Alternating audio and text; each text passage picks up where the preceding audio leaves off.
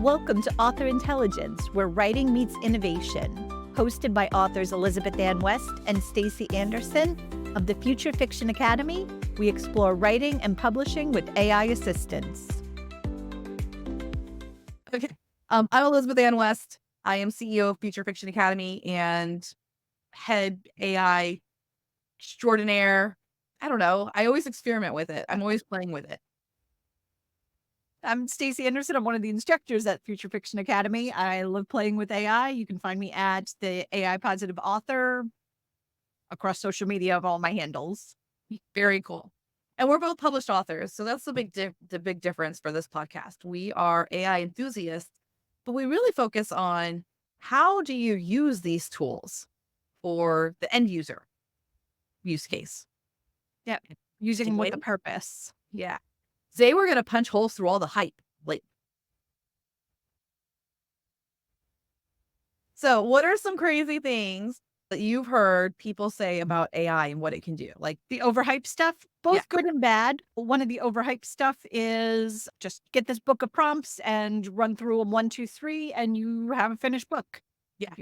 Just published. Click and get a book. Yeah. That doesn't exist. We've been working on that because I am adamant that click and get a book will be something that I open source, like in terms of the knowledge of it. We have some tools in the Future Fiction Academy software that we've built that allows us to sequence prompts. But even then, you have to constantly validate at certain stages. Yeah. And we're building the prompts, we're building the ideas, we're building everything behind it. Mm-hmm. We're just doing it in the front end as opposed to one at a time. For if you're clicking and getting a book. That we affectionately call it our book machine. It's in Rexy. It's our word banger. But the thing is that we talked about this in our last episode about how you have to bring the ideas and you have to be that senior writing partner. You're the showrunner, the creative director. And AI really just represents this very eager junior writer who just got out of college and they're really enthusiastic. They'll do a lot of work. It's not quite up to the level that it needs to be for professional. Yeah. And they are learning. They have come a long way in the past few years. Yeah, I know. So another big myth I've heard about AI, and let me know if you've heard this, Stacy. AI can't do anything original. It's only rehashing stuff that's already there because it was trained on copyrighted material. Yep. And the other side of that is it's like a database. Like it's just spinning and pulling pages out of other books and just smashing them together. I heard someone say, if you type the first sentence of Harry Potter, it'll just write the first chapter for you. It does not. It does not. It's not a database. Now, let's talk about that for a second. For those of you who are not like super computer lingo savvy, databases are cool. Databases are actually like the kind of engine of the internet, believe it or not. If you go to a website and there's content that is constantly being shown to you based on like where you're clicking, it's pulling that content from a database. A database is just like a really organized set of shelves that has information in it.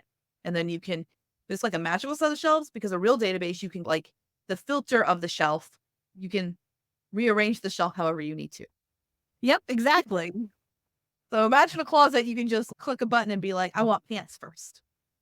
And then you click a different button and it's like pants at the back of the closet. I want shirt first. But a database is not creating new pants or putting different patterns on your pants. It's taking the pants you have and moving them front and back, displaying them differently. Yep. So now for a database, and I don't usually use this example, but I'm going to. AI, a large language model, it's machine learning. It's a vector search. It's a vector field of information. Now, what the heck is a vector field compared to a database? Imagine if we took the components of pants and shirts. What kind of components would we have? We'd have like thread, buttons, screen printing. We would have different colors of all the threads. We would have tags. What else? Maybe like patches and like embellishments and like different things. Get all the different components that would make up fashion or whatever. Imagine it lives in your closet, like hovering in space. Just all these like buttons and zippers and snaps and thread and everything like that. And the way that this magical closet learned everything was we showed it billions of pants. Like, pants. Here's a pair of pants. And here's a pair of jeans. and here's some Levi jeans, and here's some these jeans. And those are already existing. And then once it has all those components and it understands what jeans are, I can say, I want a pair of jeans with roses on my butt. And is it going to give me something that already exists?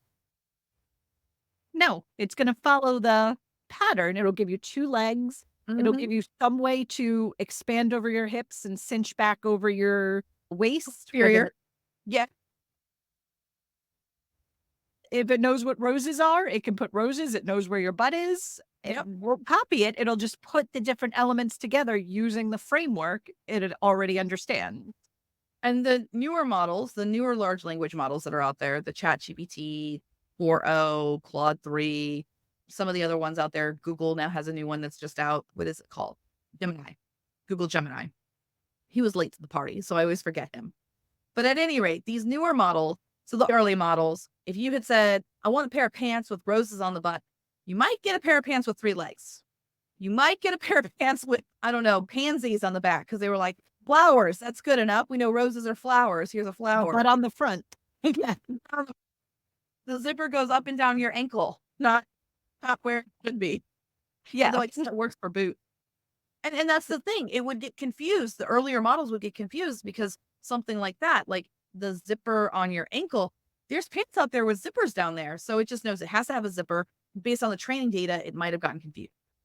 So all of that metaphorical stuff, if you're not a metaphor person, in the world of large language models for words, it's the same thing. Instead of thread and components of genes and things like that, it's little pieces of words called token. So a token could be the letter A. The token could be no, N-O. The token could be like the word Wednesday, uppercase is 1 token. But if you have Wednesday, lowercase, do you know how many tokens it uses? Like 4? Yeah, Oh. I think it's 3. Wed, Nez, and Day. Breaks it down. And now we would have broken that down by syllable, right? Yep. That's not what they did. Sometimes it's broken down by syllable. Sometimes it's not. It's not, there's no rhyme or reason to how it was very ad hoc from what I can understand, from what I'm seeing and everything like that, because it was new technology and they were just playing with it. This is cool. Yep. So if you break words down into pieces called tokens, and then we assign a number to it, what kinds of, I know you're a math person too, Stacy. So what kinds of math things can we do if we're looking at these numbers or these words as numbers? We can add them, we can subtract them, we can rearrange them. Like you can manipulate them in almost infinite number of ways. Yeah. And you can look at a piece of writing and every piece of word is a number. I can now start doing statistical analysis on what's the frequency likelihood of token 313 to be with next to token 54. And it basically designs these relationships. And these individual tokens, they don't just have a couple of relationships. They have as many relationships as the LLM can basically handle or process. That's why we have, what is it? Billions of parameters. Yep. The smaller models are what, 7B right now, 7 billion parameters. Are the baby models now. Yeah, my brain hurts on that. 7 billion. And then the newer models that are like the models that were always like, these are the best models right now. They're in the hundreds of billions, right? I don't think we've hit trillion yet. Don't think so, but who knows? Like by the time you're I'm seeing, depending on what, we probably are in the trillions at that point. Yeah. In 1 year, we have watched the models go from being able to do a prompt and response of 4,000 tokens to now over 1 million. In 1 year. I'm still stunned by that.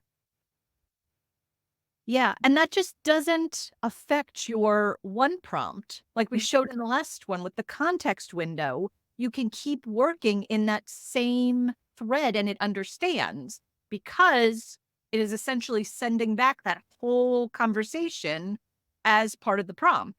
Right. Because it has millions. When it only had 4,000, if you asked it something 2 questions ago, that was gone forever. It had no idea about that anymore. Yep. And so it would just hallucinate an answer. And we say hallucinate, meaning it would select tokens based on a probability from your prompt, but it would have no additional information to make that an accurate prediction. So it's like the weatherman.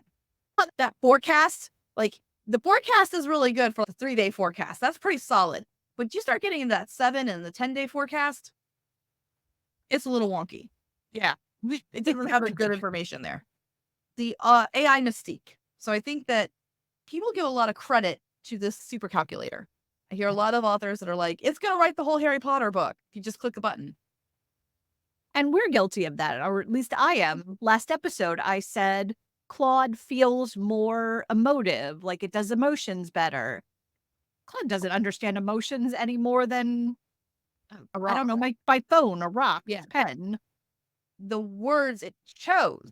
So the training data that it was fed into and the parameters and things like that that they set on it for it to learn those words, it has I think, hypothetically thinking, I think that it has a more nuanced vocabulary than OpenAI, but not necessarily, because what we're going to show you guys in just a few minutes here is how you can make OpenAI sound like Claude with the changing of the hyperparameters.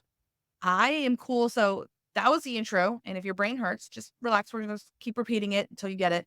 So LLMs work by taking little pieces of words, studying them, figuring out what pieces of words often happen together. And that's how it basically spits out an answer. If it gives you 100-word answer, it did calculations at least 100 times to pick each next token. You ready to go into OpenAI Playground? I'm excited to see this in action. Oh, do you want to explain the difference between Playground and chat? Oh, that's a great idea. Mhm. So the most basic between OpenAI, or if you go to chatgpt.com and go to OpenAI Playground, the most basic, I think most people have trouble or need to understand is the pricing. ChatGPT is a flat $20 fee. You get cut off sometimes, but essentially you can use it unlimited per month. You just can't use it too often. And in the Playground, you pay per usage. So that's where you come in however many cents per 1,000 tokens.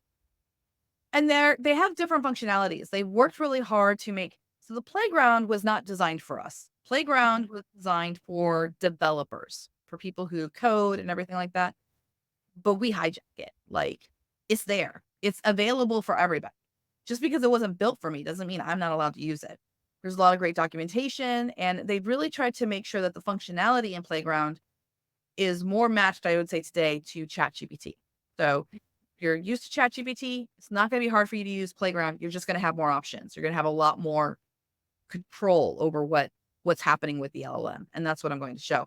But I'm also going to show you how it actually does like the prediction aspect of it. Let's go ahead and share the screen. Now, to get to the OpenAI Playground, when you're on OpenAI, just scroll all the way down to the bottom, and there's a little link for the API, and that's what you want to click on. You want where it says API, not ChatGPT. And I'll put that in show notes. Yeah, and when you're in here, there's all kinds of stuff. You do have to pay in advance, so you do have to like deposit money, or no. Yes, the newer people do have to do that. I'm grandfathered in on this like really old plan thing, so I pay as I go, but now I think now I do actually have to deposit money into it. So it'll show right here, meet the models, GPT-4o, input is $5, output is $15. That's for 1 million tokens. So that's prices per 1 million tokens. So what that means is if you are doing $20 a month flat, you get 1 million tokens that would get you 1 million of tokens of input and 1 million tokens of output. I don't think many people are going that hard with ChatGPT. Do you, Stacy? There have been some months, but no, generally people are not. Yeah, and I can click the button and get 30,000 words, and I spent like $1. So and that's with our Rexy software because it can sequence prompts. But anyway, so we're here and it has the overview and how to get started and everything like that. But what I actually want to do is I want to go to what's called the Playground. So I'm in the dashboard. You have a Playground, you have Assistant that you can actually program, fine tuning. We'll talk about that later. Batches is a new thing. Storage is a new thing. We actually talk about all of this in the Feature Fiction Academy. But your usage right here, I'm going to go ahead and click on my usage so you guys can see. For the month of June, for me, I have spent nada on OpenAI. I just haven't done anything. If I wanted to look at May, for example, the big bill, are you ready? And I did quite a bit. I spent $6.80. That's what I did in the month of May. And I'm hammering on this thing all the time. Even if I was to look at previous months when I'm working with it, there's an 83-cent month. I'm looking at March here. March was $2.20. So it's you don't realize how cheap this can actually be until you go to the API side and you realize, oh, that was 2 cents. That was 2 pennies, you I've know? been hammering on it pretty hard, and I'm up to $4.32 for the month. Whoa, big Mm, spender. I know. $4. Oh dear. And I think that's an important thing to talk about this. So before we'll come back to this is the important thing that we're talking about the money aspect of it. You can get 1 million tokens of output for $15 of the best model. And now what is that in words? Do you know, Stace? Roughly? A million? Yeah. About 750,000 words. Yeah. The conversion rate for those of you who are joining us, it is 750 words to about 1,000 tokens. Squishy, because like we talked about the word Wednesday, sometimes it's 1 token, sometimes it's 3. So it gets a little squishy. Yep, but multiply by 0.75 and you're in the ballpark. You're in the ballpark. So 750,000 words for $15. That's what? I don't even know the math on that off the top of my head. That's more than 10 novels. That's 10 novels of output for $15 with the best model that's on the market right now from Yeah. OpenAI. If you use 3.5, you're looking What? at fractions of that. Yeah. If you're I think using about 3.5, 50. for those of you who are, what is 3.5? 3.5 is the model that started all of this ChatGPT craze. Came out in November of 2021, right? Yes, Mhm. 2021. And that is where that was the very first model that you could actually use with ChatGPT. And I don't even know the current pricing. Do you? Pricing? Oh gosh. 3.5 turbo is $1.50 for those same 750,000 words. So a tenth of the price. A tenth of the price. And I think that this is important for people to understand how cheap this is, because this is why publishers are most likely going to replace us. Because as we showed in our last episode, you can get some decent rough draft and then you can clean it up. It's not that difficult to actually get some decent writing out of these things. And I was in a conversation actually with an agent. I was at a conference last month and we're driving because I took her to lunch. And she goes, I hear what you're saying, but just so you know, none of the publishers will take an AI manuscript from me. And I said, of course they won't. The plan is not for you to give them AI. It's for them to have AI internal, and both the agents and the authors are replaced. Because all they really need are editors that are validating the content. Yep. And they can do that in-house. They can do that in-house. And if you follow Jane Friedman's hot sheet, you'll know that Penguin Random House has an internal AI now that's for their for their clients or their employees to use. Now, the big thing is that I ran into at that same conference is everyone was like, but they're not using it to write books. Here's the thing. They have publicly said they're using AI for translations, for audiobooks. HarperCollins has a deal now with 11 Labs, and for marketing. If you really think that they're not using it also to try to figure out how to make it write prose, I got a bridge in Brooklyn to sell you. Do you think that they're not using it? It is such a small step. Once you have the grasp, have the capability to do the other 3, you have the capability to write prose. Yeah, you really do. Even if it's just that it's like chunks that you're going to stick together. Mhm. Okay, back to the show and tell. You guys saw that my usage in June has not been a lot. I've been playing with other models. I've been actually working mostly with not safe for work models in Open Router this month. So that's why my usage here is really low. So let me go to show you the cool thing. So in Playground, you have a couple of options here. You have chat, assistance, and completion. We'll talk about chat in a minute, but we're going to go to completions. Completions, this was the first way that we had to work with AI in OpenAI's interface if you did not code. So you could come to Playground and you had this completion mode. Chat mode came a little bit later, but completion mode existed back in the day with DaVinci. So here's DaVinci 2 and Babbage 2. There was actually models once upon a time here that were Ada, named for Ada Lovelace was the first one. Then the second one's Babbage. The third one was Curie, Marie Curie. And then DaVinci was the fourth model. OpenAI and DaVinci actually had 3 versions. ChatGPT 3.5 is actually DaVinci 3.5. Yeah, I know. This is very crazy, right? OpenAI. Do you think they could have made this more confusing if they tried to, Stace? I suppose they could have not named it real words, but that's the only way. Just random strings of letters, which they did do for fine tunes for a little while. So, Oh no, god. Yeah. Awful.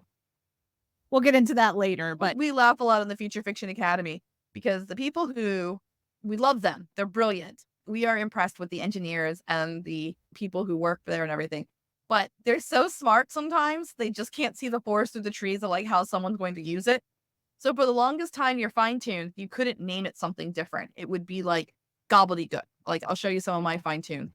We would get like this. yeah, It would just be AEY1XI8H. And you would just have to like memorize. So I was like, this is Eilish. I'm just going to call this Eilish. But I like component. This was, I also had a Texas one. Yeah. This was D Texas. So I could remember that one. And this one is actually my, oh, does it have the files? Yeah. It's my Jeff one.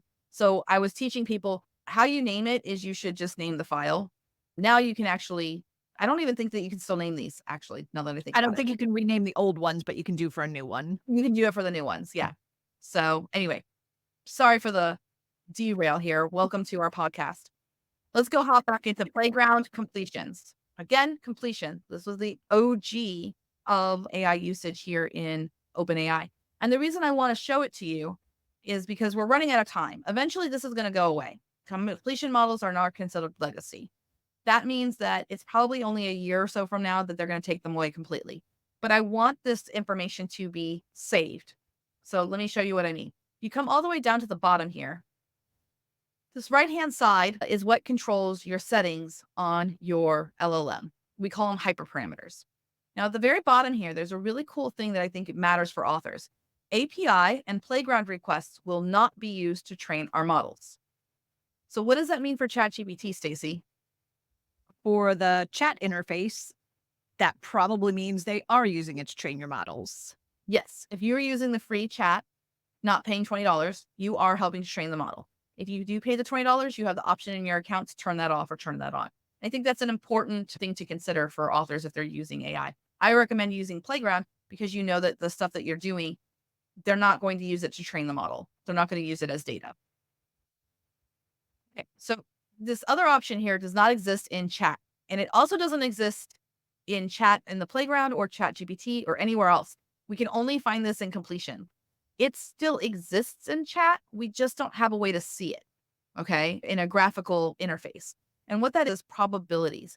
It is the probability that a token was going to be generated. So you can turn that on. I'm actually going to go ahead and say full spectrum. I want to see everything. All right, let's go ahead and grab one of the prompts from from the last episode. So I'm going to go to, let's see here, over here. I'm going to just take that same prompt that we had here, and I'm going to write, I am going to interview you, and your persona is a young woman, 24 years old, working the streets as a prostitute in Whitechapel, London at the time of Jack the Ripper. You answer my questions with that persona using historical facts to help color your personality. Now, I can't just click submit because there's nothing for it to do after this. It's just going to hallucinate. Completion was designed for you to literally complete the sentence. That is the origin of how the AI first started to work.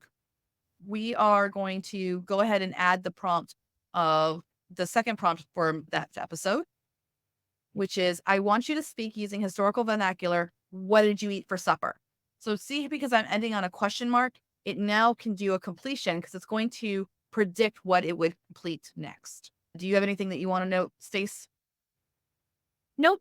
All of this, I think, is pretty self-explanatory, but this is going to be instructive. But for those of you who want to, are maybe newer to AI, don't start here. This is not No. where you should be actually working. This is just for this demonstration purpose. Yeah, this is only to demonstrate the probabilities aspect so you can fully understand how it selects those tokens.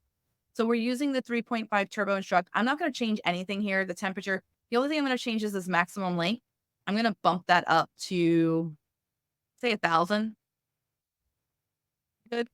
Yep. And that This just is- means its response can now be 1,000 tokens as opposed to just 200, which is only about 150 words, I think. Yeah, 256 is probably like 175, 150 to 175. So now Yeah. we have 750 words. It can give back if it so chose. Yep. And you'll see that this model, 3.5 Turbo Instruct, my max length is 2048. That's the most it can do. And this is also busted broken. This is taking me back, Stacy. It's taking me back. Oh, flashbacks. So what you can't see here is at the bottom, 75 tokens in the prompt. So this is how they did the math. This goes back on that category of they're brilliant. We love them, but they don't think like end users would. So in completion mode, this maximum length on the right-hand side here of 2048 tokens, it's not the response output. It is the response output plus your prompt can only equal 2048. So down here, it's telling me I am 75 tokens in my prompt, so I can't do 2048. Originally, we were always having to bump this down so that we could keep the number total. Like it was just backwards math is the best way I can use it, right? Backward.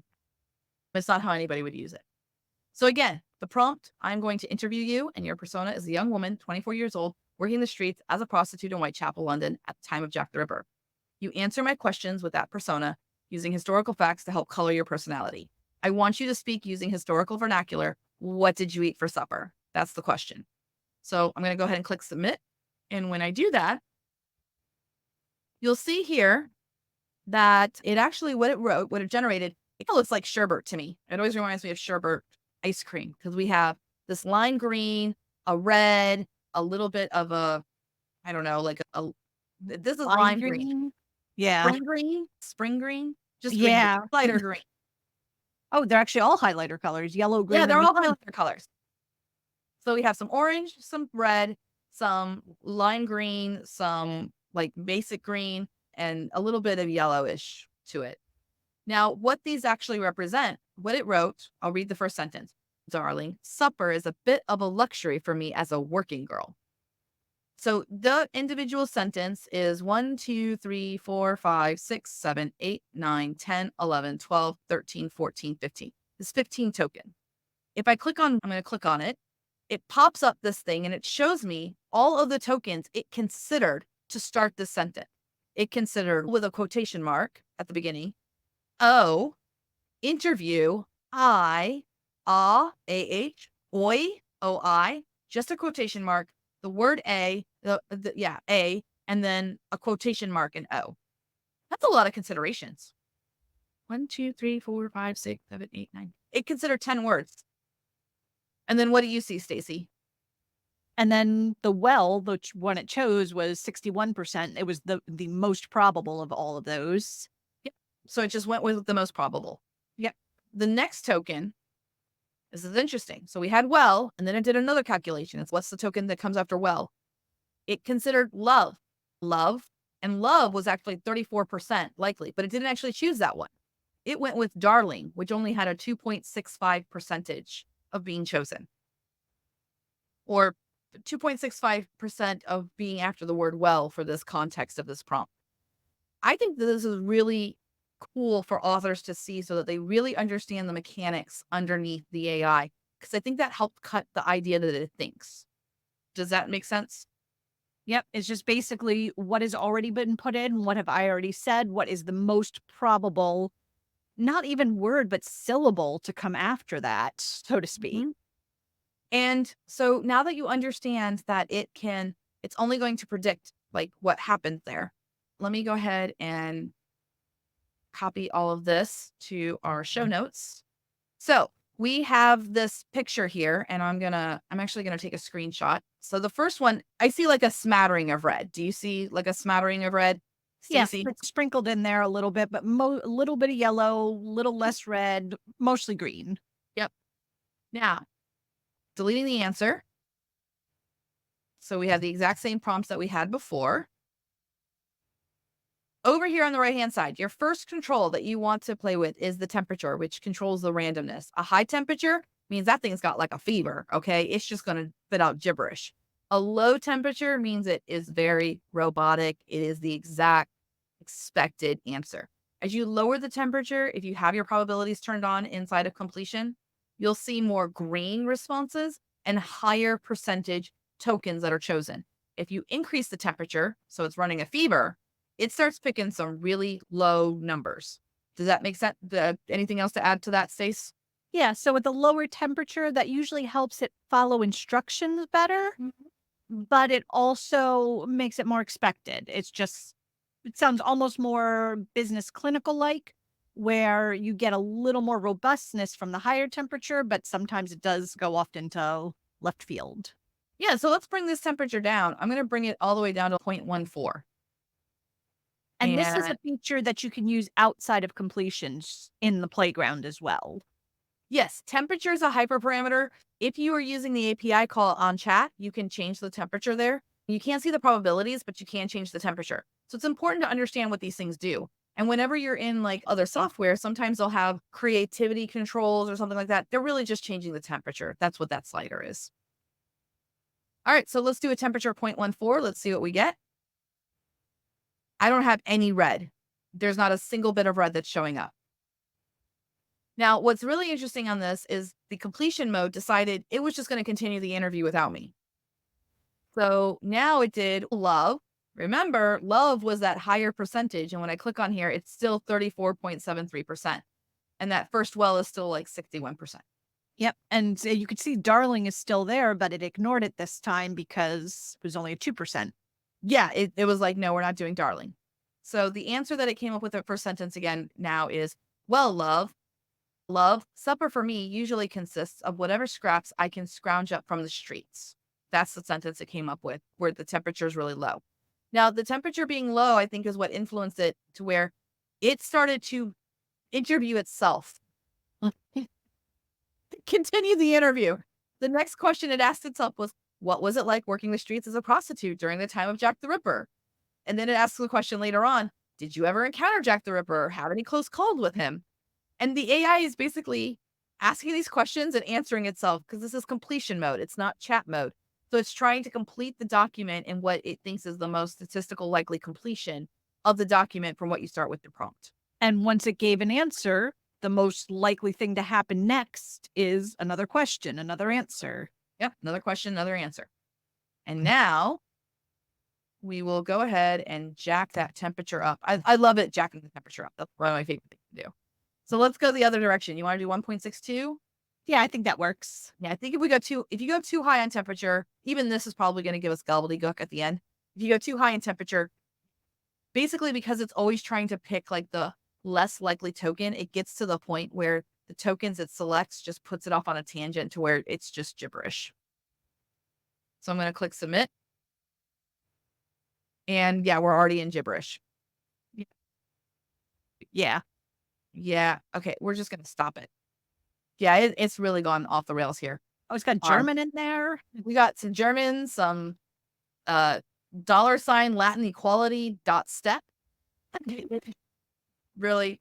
So this is what happens. At 1.62, it decided, interviewer, good evening, miss. Can you tell me your name? Prostitute. Sure, love. It's Margaret Smith. This is more creative than what the other ones did. But then it went all the way. The interviewer, it says, interviewer, thank you for taking the time to meet with me, Margaret. Can you start by telling me a bit about yourself? And the prostitute says, I ain't got much to tell you, love. Just been meeking, M-E-A, meeking, M-E-A-K-I-N-G, meeking a living here on the streets of Whitechapel for the past 2 year hunt. Cannot views of poverty showeth anyway. Murderers, Genton Alvico Deligrogrog. I'll tell you one thing. Chromosome to Caesar, every bastard knows. So that's what happens when you put the temperature too high. You get absolute gibberish. But knowing these parameters here, I think it makes a big difference in terms of what kind of output you get. So hopefully that will help to change. By the way, completion. This is all about that AI education. The longer you wait to learn about AI, I think the more behind the curve you're going to be because there's such a wealth of opportunity here. Learning about it is going to make you even more savvy than the other author. And what I mean by that is if you understand completions and that completions are different than chat, using a completion model, we're using a completion here, you may have an application for that it makes more sense to use completion versus chat. And I'll explain what I mean by that, unless you have an example that you can think of, Stace. Not off the top of my head. Yeah. So a completion model might be more handy if you have like a piece of writing that you started and you just need to finish it. So you can literally put in a couple of paragraphs, click the button, not even have to think of a prompt, and it'll just complete it. You don't even have to prompt it. You can just literally stick a segment of work. Actually, I'll go ahead and do that right now.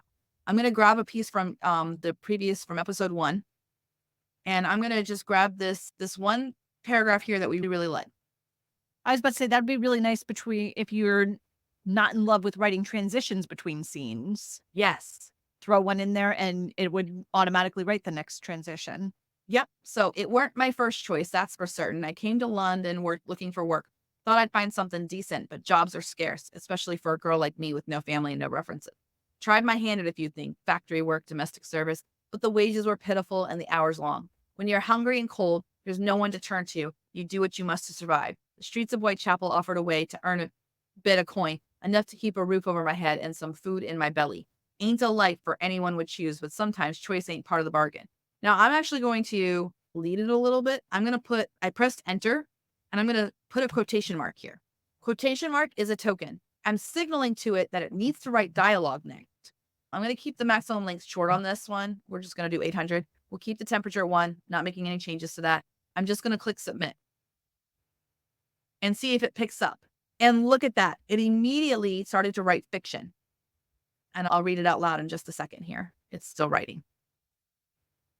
Okay. I did the quotation mark and it wrote Annie.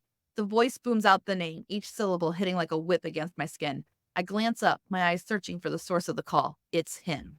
A squat, unshaven man who wears his greased hair and a messy ponytail, smells of cheap gin and tobacco. I try to make myself small as he approaches, my hands instinctively pulling my thin coat tighter around my body. Got something for you, he growls, thrusting a handkerchief into my hand. I want to refuse, want to tell him I don't take my payments this way, but I know better. If I don't take what he offers, someone else will. And I can't afford to lose this spot, this small patch of pavement that has become my territory, my corner to work. I've been here for years now, long enough to establish myself, to win over the regulars with my quick wit and easy charm. And it's not the worst of arrangements, not when compared to some of the other girls I've met. But then again, perhaps that's just my way of justifying it all. Thanks, I mumble, slipping the handkerchief into my pocket. He grins at me, revealing a mouth full of yellow, crooked teeth. His breath is hot and sour as he leans in closer. You know what I want, Annie. Don't make me angry, he hisses, before turning and disappearing into the shadows. And it keeps going. I didn't have any of those plans. Did you? No. No. And it's interesting. I forgot the part you put in didn't have anything about the time period or Jack the Ripper. It's got the streets of Whitechapel, and it's talking about factory work, London. Yeah. domestic service. So it gave the signals here of what to do, and then it just went it went next. This can be a great tool for if you don't even know what to do next. Maybe you don't like this prose, but you use this as an inspiration to expand out that scene. It's a no prompting way of getting AI to help you of what can come next. Writer's block is dead. Long live the author. So that's completion mode. Now let me show you what happens if I take that exact same prompt. If I take this exact same piece, I'm going to come over to chat and I'm just going to throw it in here. Now, if I do shift enter and I put a quotation mark right after it, and let me increase the max tokens a little bit here. We are using GPT-4o, so it's a smarter model. I'm just going to click run. It didn't start writing fiction. This is designed to chat. So it wrote back to me, your account paints a grim picture of life in London, especially for someone in a tough position. Whitechapel, particularly in the late 19th century, was known. It didn't know what to do. It didn't have instructions. It didn't have a prompt to say, continue writing this.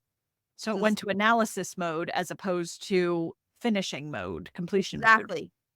Yeah. So completion, it will read what the document is, and like the prompt is already there.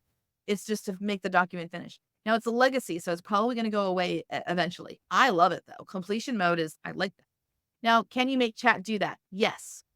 You have a system prompt right here, and I'm going to say, complete what I give you to continue the writing.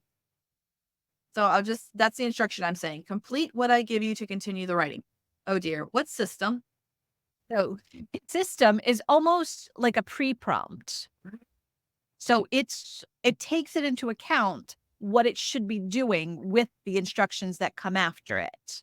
This can sometimes be useful as a persona. You are a New York Times bestselling writer. You are an author's assistant.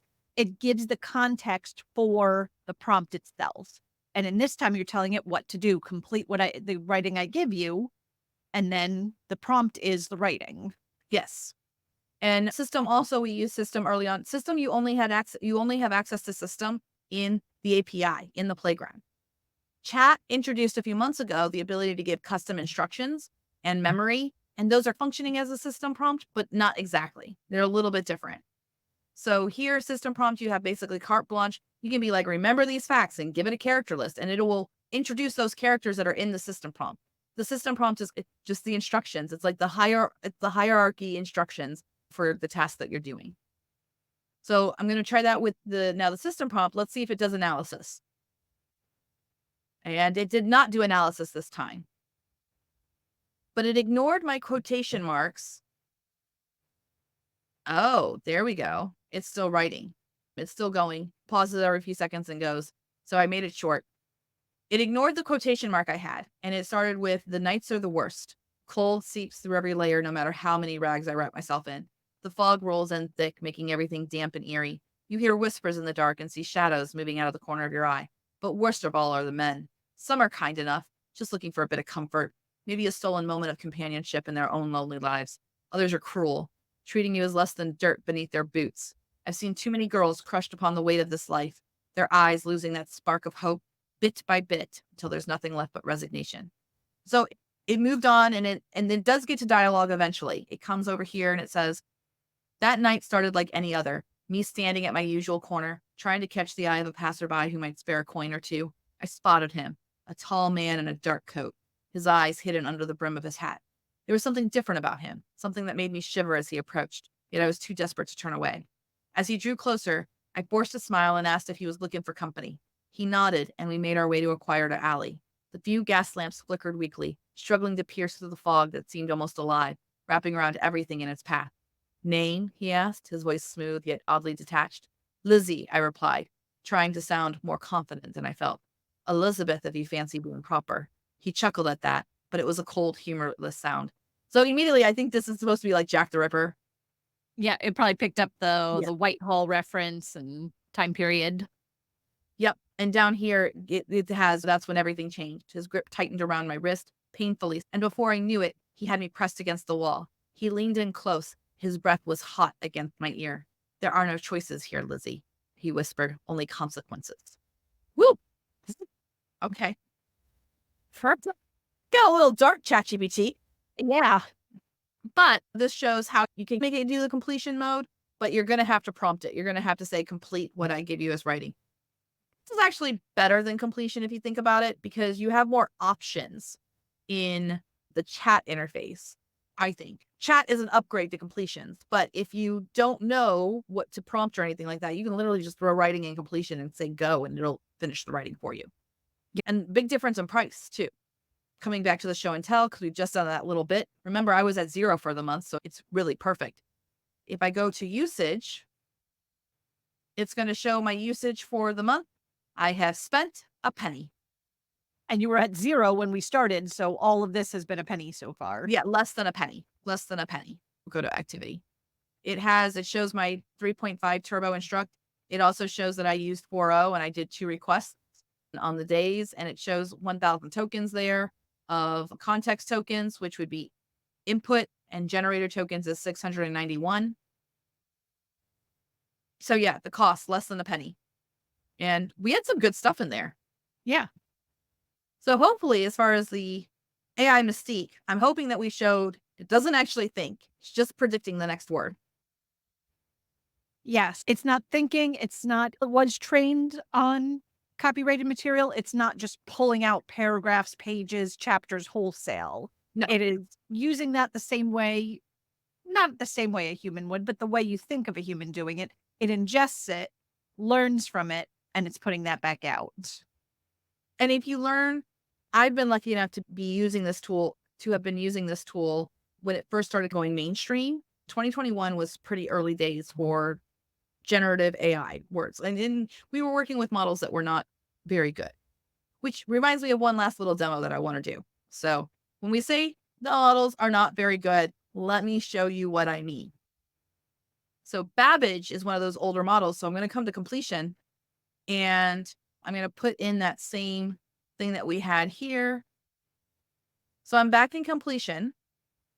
And remember how I said that there were other models. Now, most of the models have been taken out. And you're probably asking yourself, but Elizabeth, why in the heck do they have these other models that are still here, like DaVinci 2?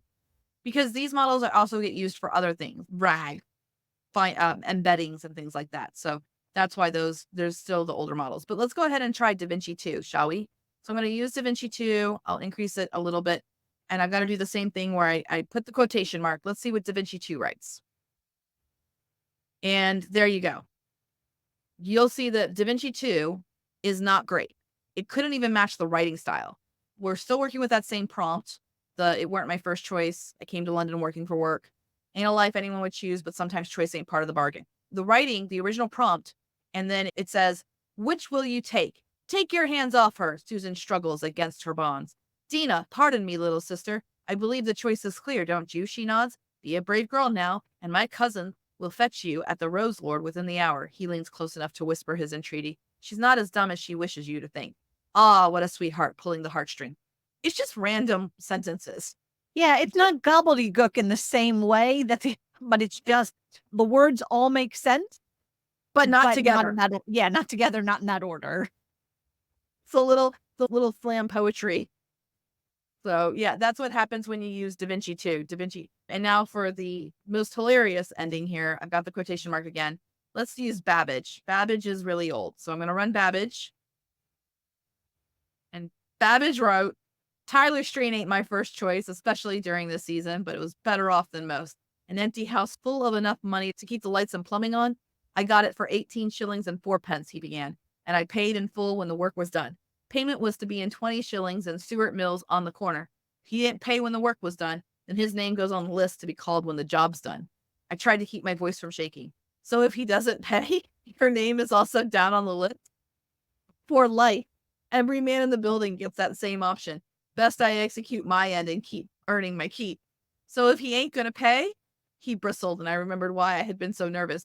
You just missed him, he cut me off. It's what mentioned unto him is to be done, though. You come back 2 weeks later. Literature, I did.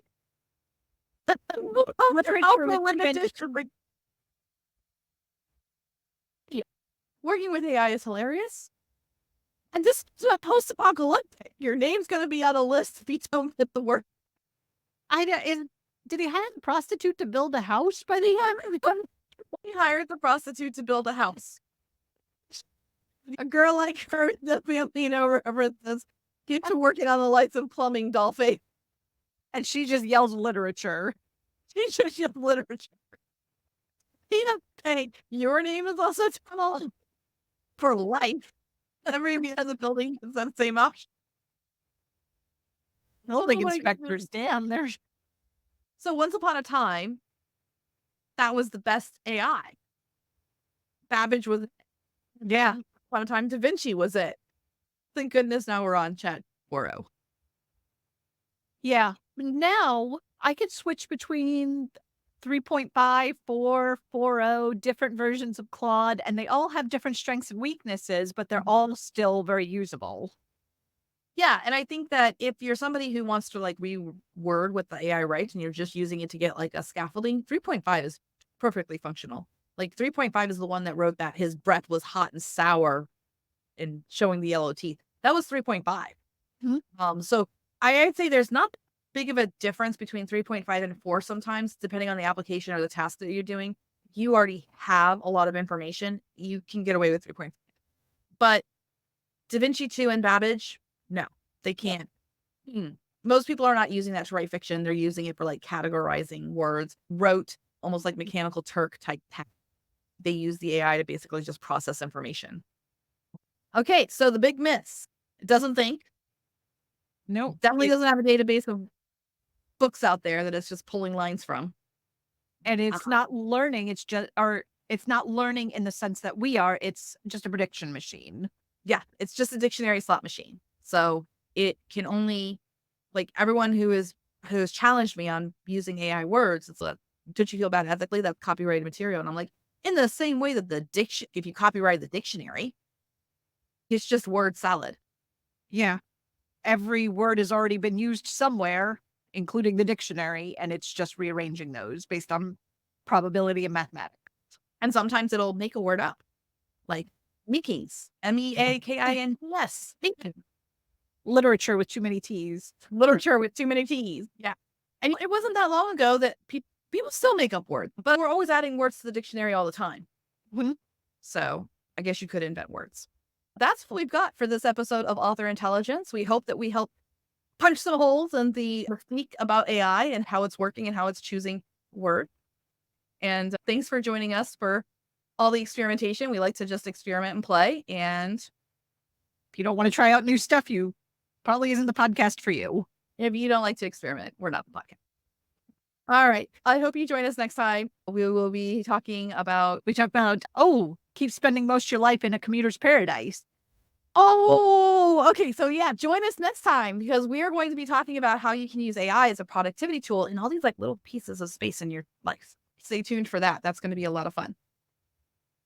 All right. Thanks. All right. Thanks. Bye. Thanks for tuning in to Author Intelligence, brought to you by the Future Fiction Academy.